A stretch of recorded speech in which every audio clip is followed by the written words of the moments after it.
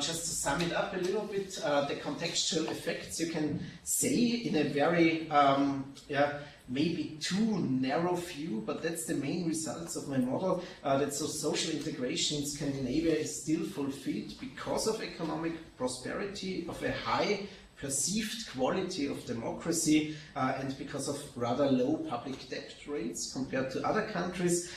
You can see these fears of societal decline in conservative welfare states, because public debt is increasing, and there is a higher extent of precarization, especially in liberal welfare states, which lead to these higher levels of dissatisfaction. So a clear point to secure social benefits to the welfare states to prevent those negative feelings. And the highest amount of future pessimism is seen in Southern Europe because of negative economic prospects, extraordinary high public debt rates, and the high level of unemployment.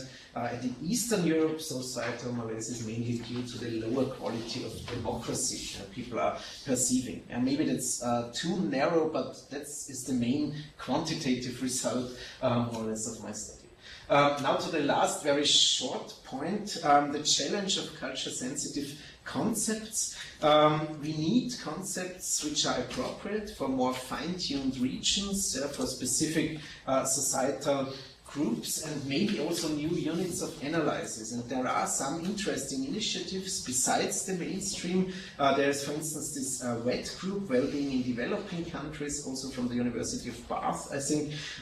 They give a clear plea for qualitative research. They say that the researchers that are culturally close to the research site speak the native language, quickly understand the subtleness of cultural symbols. They should be integrated in a participative process. When we think of the immigrant groups in Europe, we have to work together with Muslim communities to establish new concepts. What is well-being for them? I think that's very important to define mixed method studies as well. A potential solution, I call it the culture-specific loop way.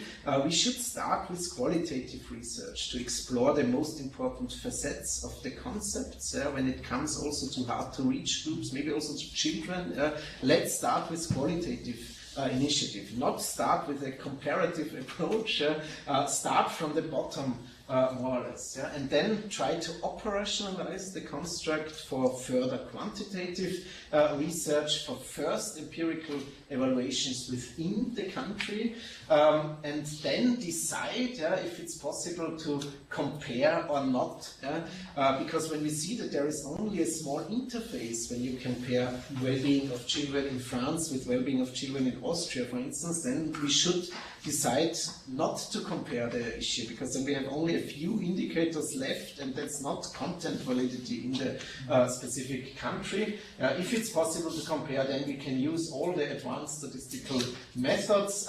We can check in the end also comparability in alternative units, also in a transnational perspective. That can be interesting.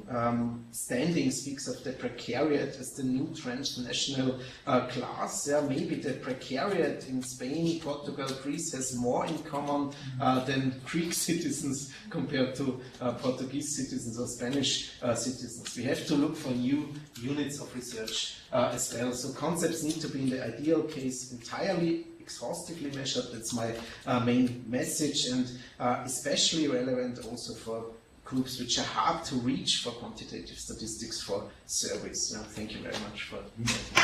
Thank you.